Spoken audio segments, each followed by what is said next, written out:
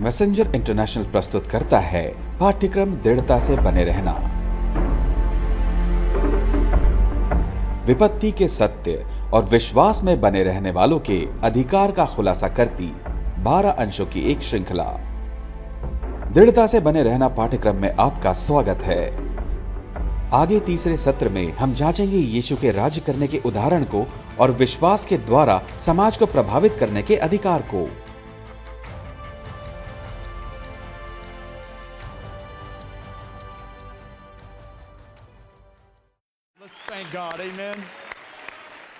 पिता यीशु के नाम में हम दी गई चीजों के लिए आपका धन्यवाद करते हैं। आपके किए हर काम के लिए हम आपको महिमा देते हैं। हम बहुत आभारी हैं यीशु के नाम में।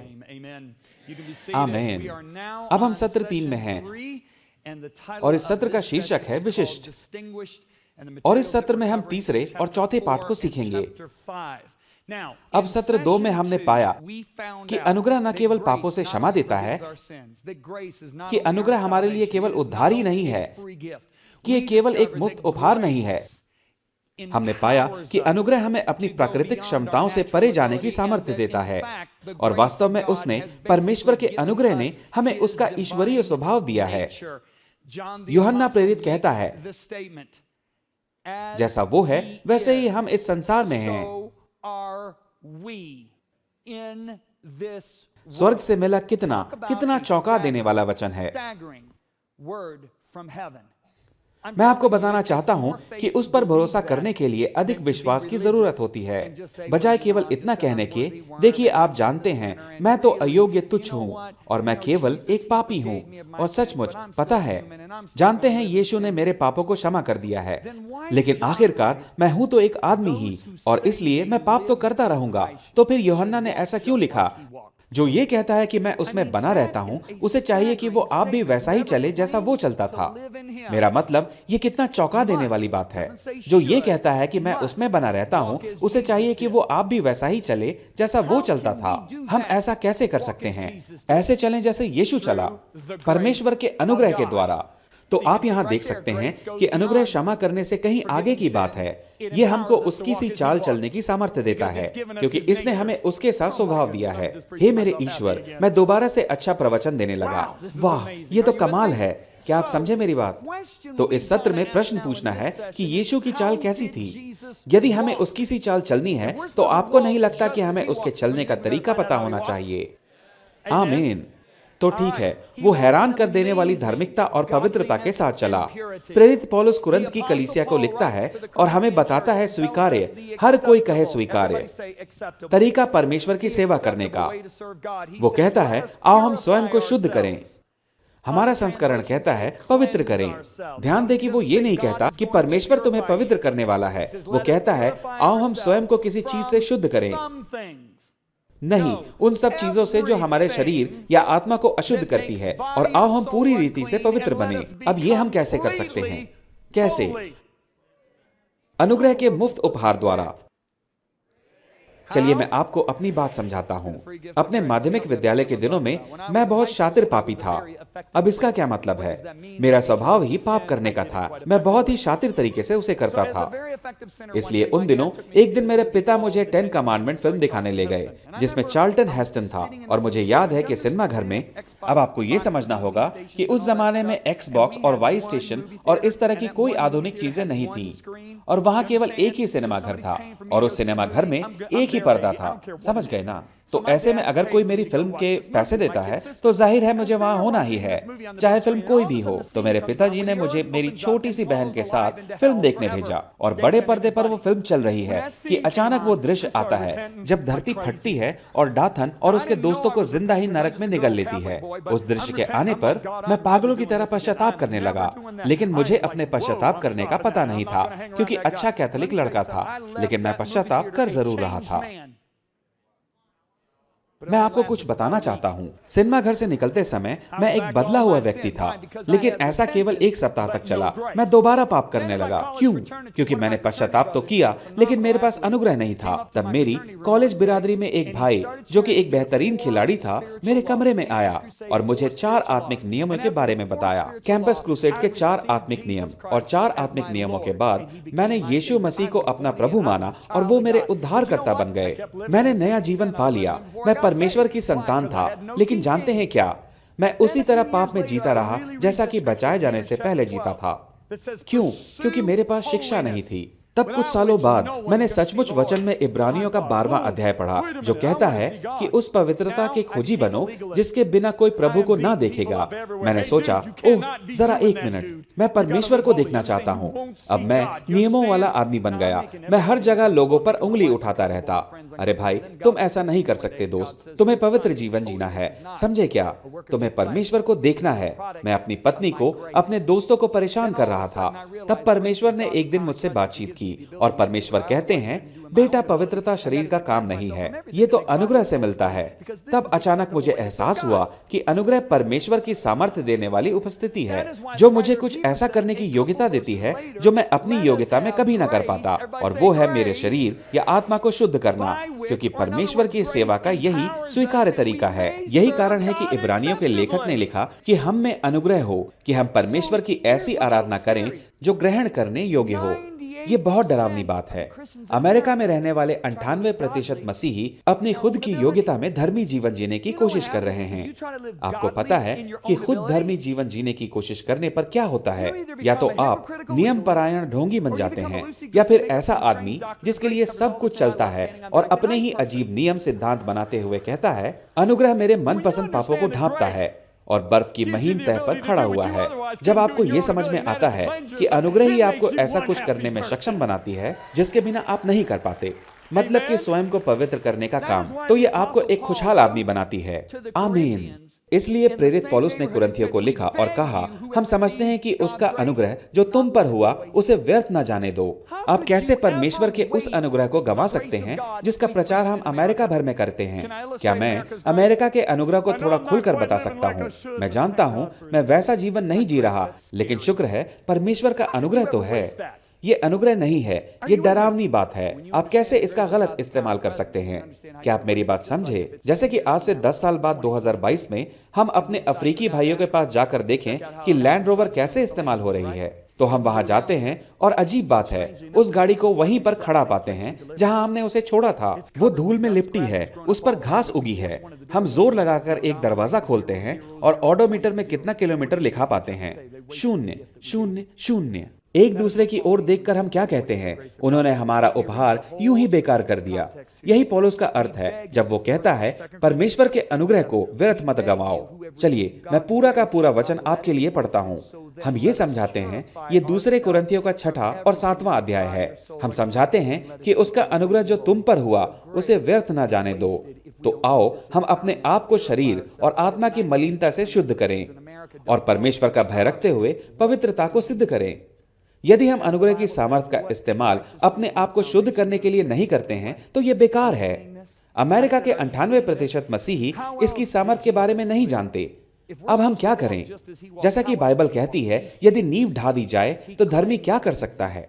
मैंने कहा, क्या आप इसे देख सकते हैं? और कैसा था यीशु का जीवन? यदि हमें भी उसी की तरह चलना है तो और कैसा था उसका चाल चलन? उसने बीमारों को चंगा किया, उसने रोगियों को साफ किया, उसने बंधकों को रिहाई दी, उसने अंधी आंखें और बहरे कानों को खोला। और जानते हैं उसके बाद वो हमसे क्या कहता है? जैसे पिता ने मुझे भेजा, अब मैं तुम्हें भेज रहा हूं। लेकिन हमें इसे कैसे करना है? देखिए प्रेरितों के कार्य का 4 अध्याय 33वां पद। प्रेरित बड़ी सामर्थ से प्रभु यीशु के जी उठने की गवाही देते रहे और उन सब पर बड़ा अनुग्रह था। देखा आपने, परमेश्वर अनुग्रह को बड़ी सामर्थ से जोड़कर देखता है। ऐसा क्यों है? क्योंकि अनुग्रह परमेश्वर की सामर्थ है। कुछ लोग कहते हैं सही है, लेकिन ये तो प्रेरितों का काम है। मैं कोई प्रेरित नहीं। खैर, मैं आपको एक आदमी के बारे में बताना चाहता हूँ जो किसी रेस्टोरेंट में काम करता था। यरूशलेम की एक कलीसिया के बरामदे में स्टारबक्स नाम का रेस्टोरेंट था और ये वहीं पर था। ये कोई प्रेरित नहीं था, ना ही भविष्यवक्ता, ना कोई शिक्षक था और ना ही कोई पास्टर। वो तो रेस्टोरेंट में काम करने वाला आदमी था और उसका नाम था स्तिफनुस। देखिए इसके बारे में प्रेरितों के कार्य के 5वें अध्याय में बाइबल क्या कहती है। ये कहती है, स्तिफनुस अनुग्रह और सामर्थ से परिपूर्ण।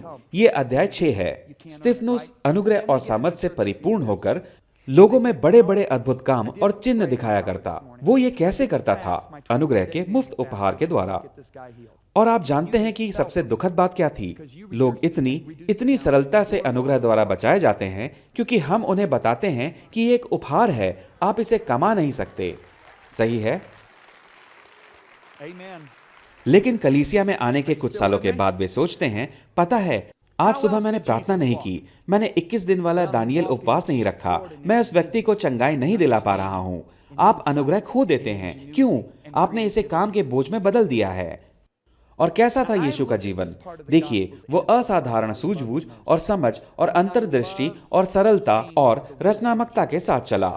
अब सुसमाचार के इस हिस्से को देखें, और यही वो हिस्सा है जो मुझे सबसे अच्छा लगता है। मेरा मतलब, यीशु की बुद्धिमत्ता देखना मुझे बहुत पसंद है कि कैसे वो भीड़ को चकित कर देता है। मेरा सवाल है कि ये बुद्धिमत्ता आई कहां से? लूका के दूसरे अध्याय का 40वां पद हमें बताता है, बालक बढ़ता और बलवंत होता और बुद्धि से परिपूर्ण होता गया और परमेश्वर का अनुग्रह उस पर था। तो यह बुद्धिमत्ता आई कहां से? अब यदि अनुग्रह केवल पापों की क्षमा और स्वर्ग जाने का टिकट होता तो यीशु को इसकी जरूरत ही क्यों होती? उसने तो कभी कोई पाप नहीं किया था। लेकिन जब आप समझ जाते हैं कि यीशु परमेश्वर का पुत्र था, उसे अपने ईश्वरीय विशेषाधिकारों को छोड़ना पड़ा और धरती पर मनुष्य के पुत्र की तरह रहना पड़ा। एक बार इसने एक औरत की जान बचाई। 3 जरूरत से ज्यादा जोशीले उग्रपंथी इस औरत को व्यभिचार करते हुए पकड़ लेते हैं। वे उसे आधे अधूरे कपड़ों में ही मंदिर के चौराहे पर ले आते हैं। सबसे पहले तो मैं कहना चाहता हूं कि वो आदमी कहां पर है। चलिए जाने दीजिए। तो वे उसे यीशु के चरणों में फेंक कर चले जाते हैं। ठीक है, यीशु, मूसा ने कहा कि इसे पत्थर मारना चाहिए। तू क्या कहता है? यहाँ यीशु पर परमेश्वर की रचनात्मक सूझबूझ मुझे बहुत पसंद है। वो कहता है, ठीक है भाई, तो पहला पत्थर वही मारे जिसने कभी कोई पाप ना किया हो। तब वो नीचे झुकता है और मिट्टी पर सबकी प्रेमिकाओं के और उनकी गुप्त प्रेमिकाओं के नाम लिखने लगता है। हन्ना, इजाबेल, रेबेका, और वे कब से उन लड़कियों से मिल रहे हैं, उनके साथ सोते हैं और वे पत्थर गिरा देते हैं और वहां से खिसक लेते हैं। उसकी सूझबूझ ने सचमुच एक औरत की जान बचाई। यदि आप दूसरी घटना को देखें, वो समंदर के किनारे चल रहा है और वहां एक मछली पकड़ने वाली कंपनी अपने जीवन के सबसे बेकार दिन से जूझ रही है। मेरा मतलब, जरा कल्पना कीजिए, आपकी एक फुटकर दुकान है और पूरे दिन में आप कुछ भी नहीं बेच पाते। मछली पकड़ने के धंधे में लगी उस कंपनी की भी यही हालत थी।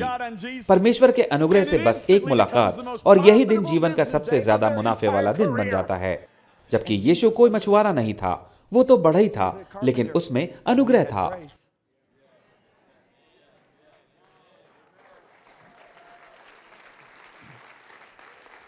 मेरा मतलब, क्रेग्सलिस्ट या ईबे में जाए बिना ही उसे पता था कि गधा कहां मिलेगा। ब्लॉक अधिकारी की सहायता के बिना ही उसे कर चुकाना आता था।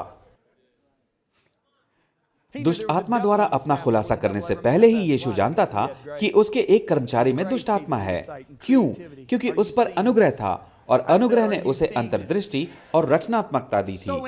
क्या आप इसे देख रहे हैं?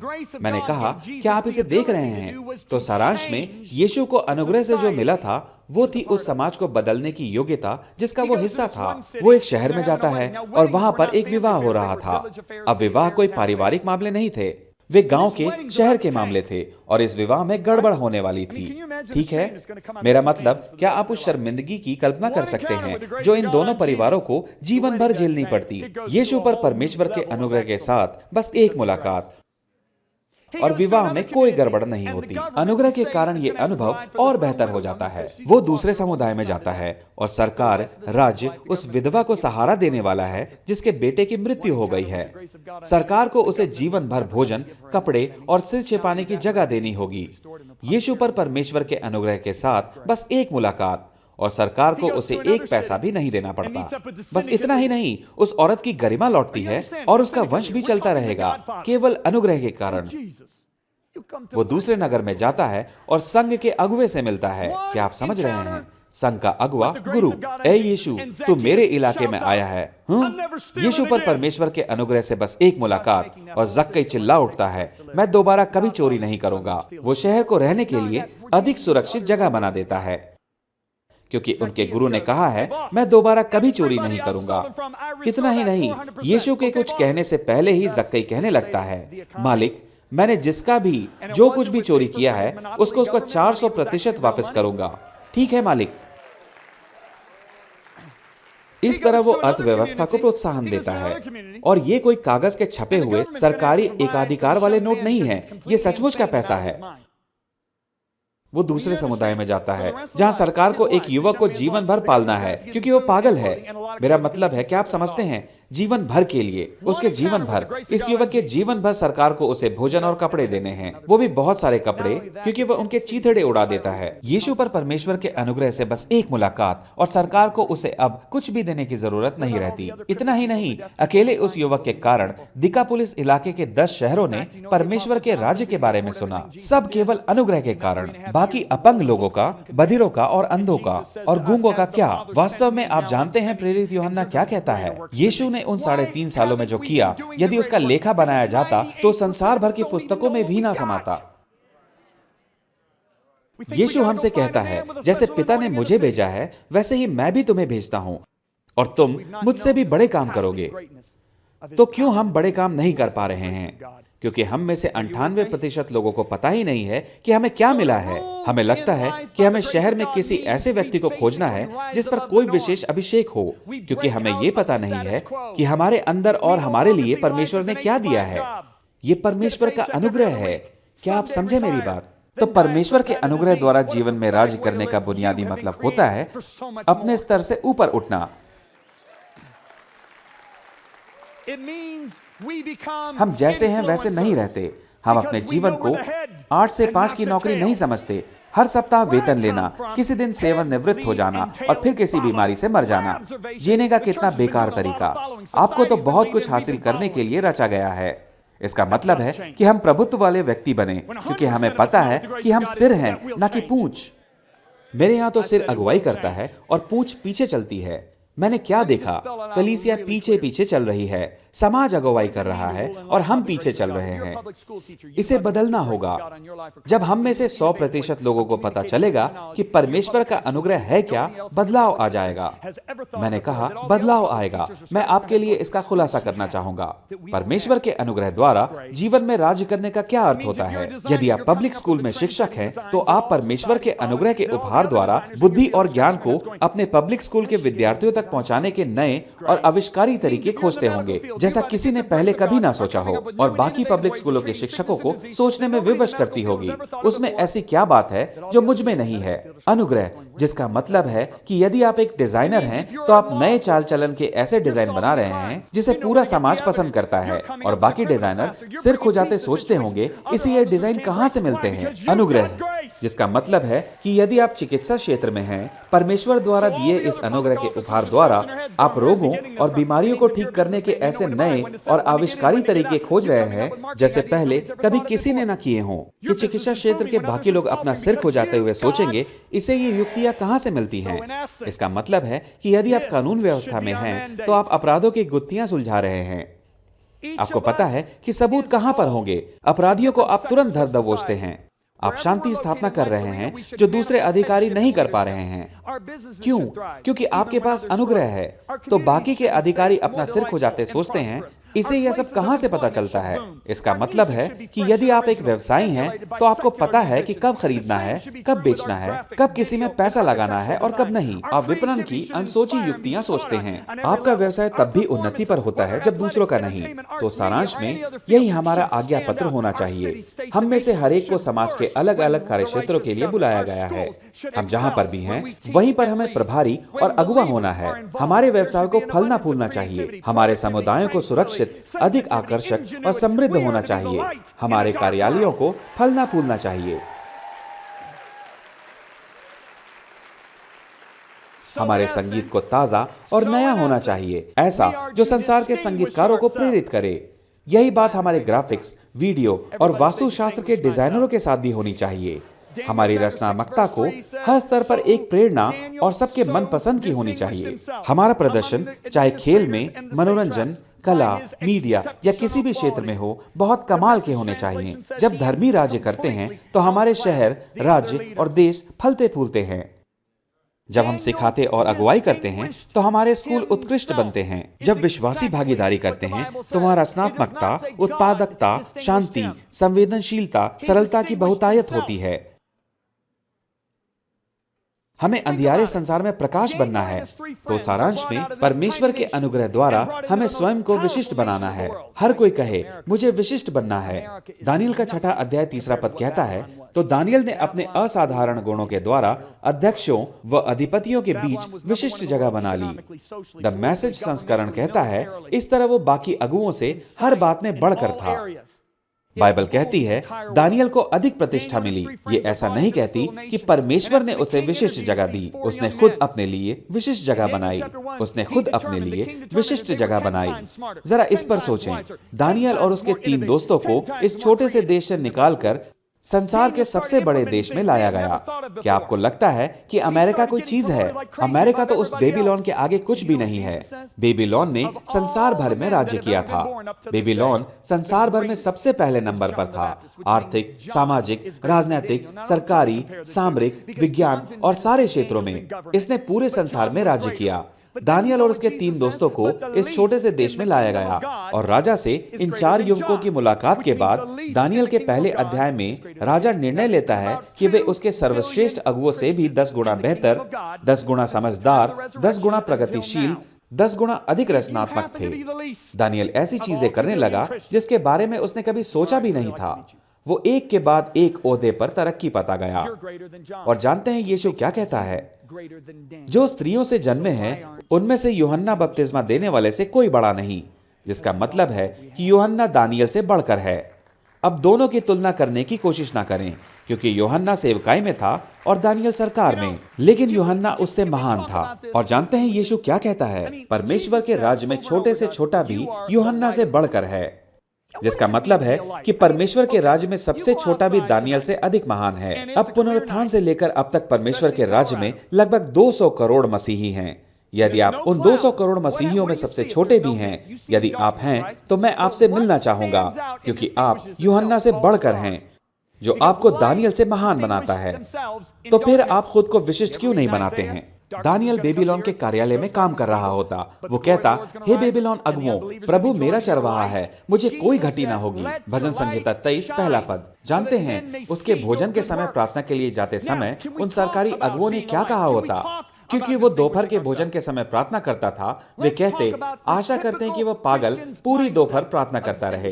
वो कितना अजीब है। उन्होंने उसके प्रार्थना के विरुद्ध नियम क्यों बनाया? चलिए जरा सोचें। क्योंकि वो 10 गुना समझदार था, 10 गुना बेहतर, 10 गुना समझदार, 10 गुना प्रगतिशील, 10 गुना अधिक रचनात्मक था। उसके पास ऐसी युक्तियां थीं जो पहले किसी ने नहीं सोची थी। वे अपना सिर खुजा रहे थे। वे सोच रहे हैं, हम तो संसार के सबसे बढ़िया वैज्ञानिकों, महान अगुओं और सबसे बुद्धिमान शिक्षकों द्वारा प्रशिक्षित हैं। ये तो छोटे से देश का वासी है, इसे ये सब युक्तियां सूझती कैसे हैं? ये जरूर ही प्रार्थना कहलाने वाली इस चीज से आती होगी। चलो इसके विरुद्ध नियम बनाते हैं। हमने सोचा ये तो लोगों से अच्छा बर्ताव करने और यूहन्ना का 3 अध्याय 16वां पद बताने से जुड़ा है। तुम्हारा उजियाला मनुष्यों के समान चमके कि वे तुम्हारे भले कामों को देखें, सुने नहीं, देखें। यदि मैं थोड़ा भावुक दिखाई देता हूं तो वो इसलिए क्योंकि इस अनुग्रह के लिए भारी कीमत चुकाई गई है और हम उससे कहीं नीचे के स्तर पर काम कर रहे हैं। ये मेरे लिए थोड़ा निजी मामला हो जाता है, माफ कीजिए, क्योंकि मैं उसके बारे में सोचता हूं जो प्रभु ने मेरे लिए किया। जब मैं कीलो को उसके हाथों में धंसने के बारे में सोचता हूं, बिल्कुल निर्दोष, वो मृत्यु का अधिकारी नहीं था, लेकिन फिर भी उसने ये चुना ताकि वो अपना स्वभाव मुझे दे सके।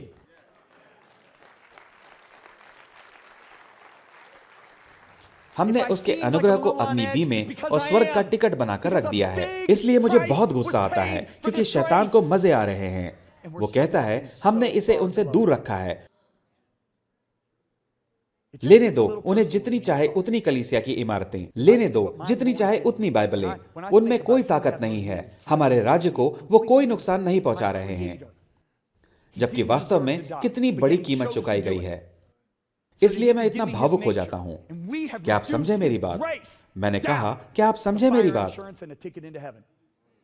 मैं अपने दोस्त की ओर देखता हूं। मेरा दोस्त है बेन। वो क्रिसलर कॉर्पोरेशन का वाइस प्रेसिडेंट था। ठीक एक साल पहले हम एक साथ भोजन कर रहे थे और हम लोग डेट्रॉइट के एक रेस्टोरेंट में थे और वो बोला, जॉन, शायद तुम्हें पता ना हो, लेकिन क्रिसलर कॉर्पोरेशन का वाइस प्रेसिडेंट बनने से पहले मैं जनरल मोटर ऑफ अमेरिका की वरिष्ठ डिजाइन दल में था। मैंने कहा, ओह क्या सचमुच? और उसने कहा, तुम जानते हो जॉन, ये बहुत ही खास दल है। और वो बोला, ये जनरल मोटर्स के लिए इतना महत्वपूर्ण दल है कि जनरल मोटर हर साल हर कर्मचारी पर एक लागत विश्लेषण करती है। और उसने कहा, ये लागत विश्लेषण बताता है कि हमारे आविष्कारों के कारण कंपनी ने कितनी बचत की और इनके कारण कितना कमाया। वे इन दोनों को साथ जोड़ते हैं और यही वरिष्ठ डिजाइन दल के हर कर्मचारी का लागत विश्लेषण होता है। उसने कहा, मैं ये दानियल की पुस्तक पढ़ रहा था कि 10 गुना समझदार था, 10 गुना बेहतर, 10 गुना समझदार, 10 गुना प्रगतिशील था। उसने कहा, क्या बात, ये पुराना नियम है। वो बोला, मुझ पर अनुग्रह है, मुझे कम से कम 10 गुना बेहतर होना है। वो बोला, जानते हो दूसरे नंबर पर जो था उसने कितना किया था? वरिष्ठ डिजाइन दल में उसका लागत विश्लेषण उस साल कितना था? वो था $35 मिलियन। वो बोला, जानते हो मेरा लागत विश्लेषण उस साल कितना था? $350 मिलियन। मैं वहां जिम और कैली को देख सकता हूं, जिन्हें मैं बहुत प्यार करता हूं। उनका बेटा टाइलर उनकी बगल में बैठा है। टाइलर पिछली गर्मियों में एक सभा में बैठा था। मैं इसी पर प्रचार कर रहा था।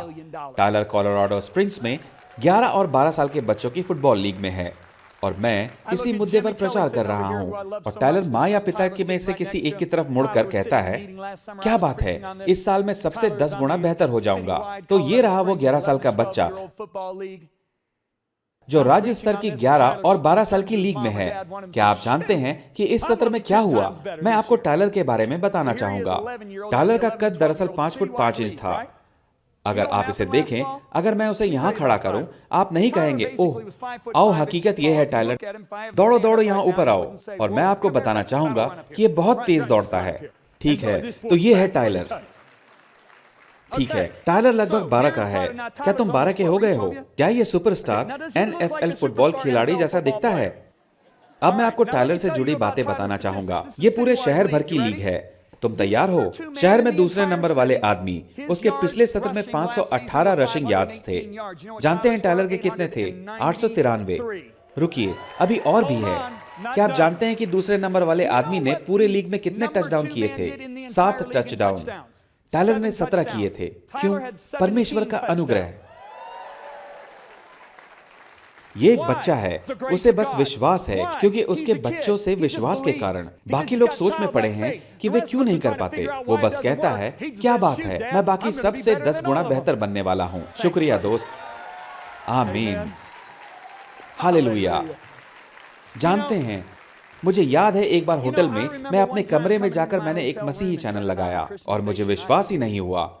मतलब मेरे घुटने कमजोर पड़ने लगे और मैं जमीन पर गिर पड़ा, क्योंकि वो आदमी अमेजिंग ग्रेस गा रहा था और उसके गाने के बाद 2000 लोगों पर स्पॉटलाइट पड़ती है। तब एक टेबल पर स्पॉटलाइट पड़ती है जहां 2 जज हैं और वे कहना शुरू करते हैं, देखो तुम्हारा सुर और तुम्हारी आवाज। और मैं बस रोने लगा। मैंने सोचा, मेरे ईश्वर, तू हमारे भीतर रहता है। तूने ये संसार, ये निहारिकाएं,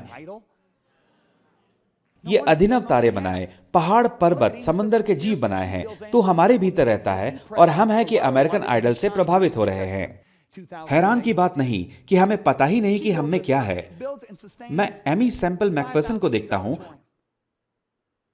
उसने मंदी के दिनों में भी एंजलस टेम्पल चर्च का निर्माण करवाया। 2008 की मंदी के दौरान हम क्यों निराश रहे? वो 5000 लोगों वाले सभागार का निर्माण करती है और हॉलीवुड निर्माता वहां आते और उसके बनाई चीजों से प्रेरणा लेते हैं और फिर हॉलीवुड के सेट पर उनका प्रयोग करते। चार्ली चैपलिन उनमें से एक थे। वो संसार को प्रभावित कर रही है। अब इसकी तुलना आप उस चीज से करें जिसे मैंने होटल के कमरे में देखा था। अब इसकी तुलना आप उस चीज से करें जिसे मैंने होटल के कमरे में देखा था। कुछ तो गलत है। अब जरा इसे देखें। यह मेरे लिए बहुत निजी बात है, क्योंकि मैं अपने निजी जीवन की ओर देखता हूं। आप में से बहुत से जानते हैं, लेकिन माध्यमिक स्कूल के दिनों में मेरे सबसे बेकार विषय थे इंग्लिश, रचनात्मक इंग्लिश और विदेशी भाषा। मुझे 2 पेज लिखने में लगभग 4 घंटे लग जाते थे। मैं मजाक नहीं कर रहा। मेरा मतलब, मेरी इंग्लिश की टीचर मुझे बस इसलिए पास करती थी ताकि उन्हें फिर मेरी सूरत न देखनी पड़ी। आपको लगता है मैं मजाक कर रहा हूं। आपको पता है अपने सैट की परीक्षा में मुझे कितने अंक मिले थे? राष्ट्रीय प्रवेश परीक्षा में मुझे इंग्लिश में 370 मिले थे 800 में से, मतलब 46%, मतलब सुनहरे अंकों से फेल होना। वैसे वो मेरे सेट की परीक्षा के सबसे बढ़िया अंक थे। तो जब परमेश्वर ने मेरे पास आकर 1991 में मुझसे कहा, बेटा मैं चाहता हूं कि तुम लिखो, मैंने कहा ठीक है, इसके लिए तो आपके पास इस धरती पर बहुत से बच्चे हैं। शायद आपने मुझे कोई और समझ लिया है, आप मुझसे तो शायद ही लिखवाना चाहेंगे। मैंने कहा, आप मुझसे नहीं लिखवाना चाहते, आपके पास कितने बेहतर लिखने वाले हैं। 10 महीने बाद अमेरिका के 2 अलग राज्यों से 2 महिलाएं 2 सप्ताह के भीतर मुझसे मिलने आईं और दोनों के पास मेरे लिए वही शब्द थे।